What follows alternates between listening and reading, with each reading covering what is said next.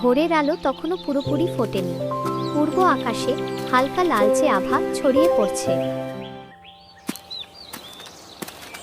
গ্রামের নাম কদমতলা। ছোট্ট, শান্ত, পাখির ডাক আর গাছের ছায়ায় ঢাকা এক টুকরো স্বর্গ।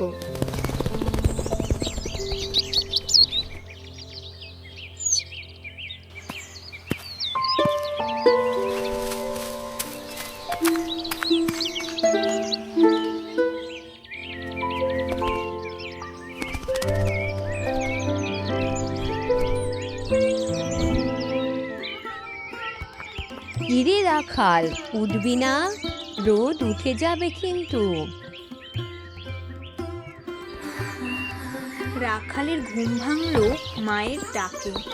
সে চোখ মুছতে মুছতে উঠে বসলো।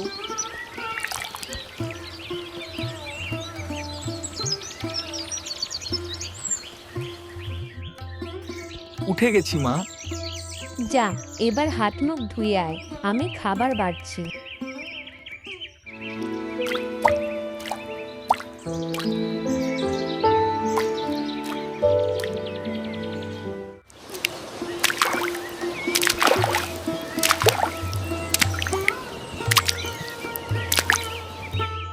উঠোনে পা রাখতেই ভেজা মাটির গন্ধ নাকে এলো। গভীর রাতে হালকা বৃষ্টি হয়েছিল। আম গাছের পাতায় এখনো টিপটাপ করে বৃষ্টি ঝরছে। রাখালের মা তখন রান্নাঘরে বসে কাঁসার থালায় পান্তা ভাত সাজাচ্ছেন। পাশেই একটি মাটির চুলায় পোড়ানো হচ্ছে টাটকা বেগুন। বেগুন পোড়ার গন্ধ তখন ছড়িয়ে পড়েছে চারদিকে।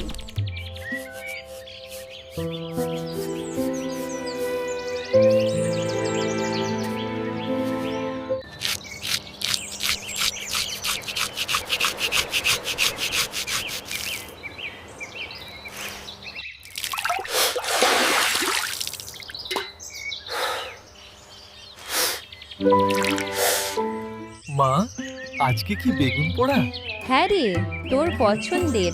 সকালে মাঠে যাওয়ার আগে পেট ভরে খেয়ে নে। হ্যাঁ মা, আসছি।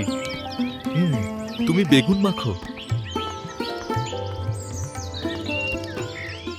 রাখালের বাবা তখন ক্ষেতের দিকে যাওয়ার প্রস্তুতি নিচ্ছেন। কাঁধে লাঙ্গল, মাথায় গামছা। তাড়াতাড়ি খেয়ে আয়, আজকে কিন্তু কাজ বেশি। আমি চললাম।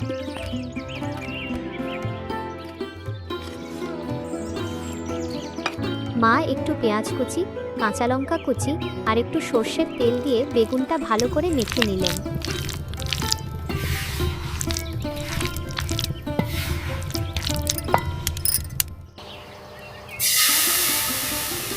তারপর পান্তা ভাতের পাশে সুন্দর করে সাজিয়ে দিলেন।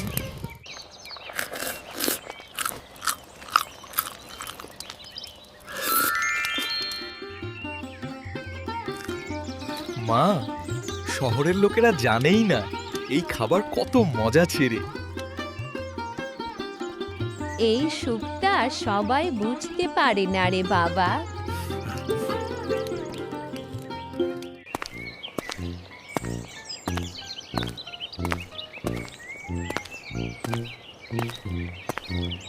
এই রাখাল, বাড়ি আছিস কা? চল পুকুরের দিকে যাই।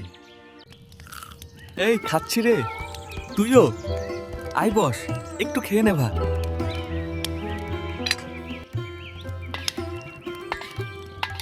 নে বাবা, একটু পান্তা ভাত খা। রাখালের মা রাখালের বন্ধু মিঠুনকেও পান্তা ভাত আর বেগুন পোড়া খেতে দিলেন।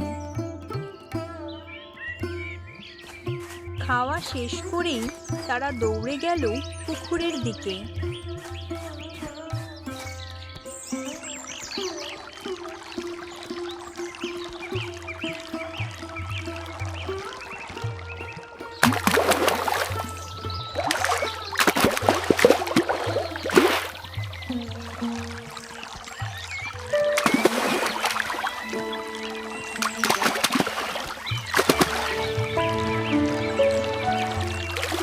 গরমের এই সময়টাতে দুজনে মিলে পুকুরে নেমে সেই! কিছুক্ষণ মজা করল। জানিস বড় হয়ে আমি কোথাও যাব না, এখানেই থাকবো। আমিও। দূরের সবুজ মাঠে দেখা যাচ্ছে রাখালের বাবা জমিতে কাজ শুরু করে দিয়েছেন। পাখির ডাক, হাওয়ার ছোঁয়া আর পান্তা ভাতের তৃপ্তি সব মিলিয়ে সকালটা যেন একেবারে অন্যরকম। এবার যাই রে বাবা, কাজ শুরু করে দিয়েছে।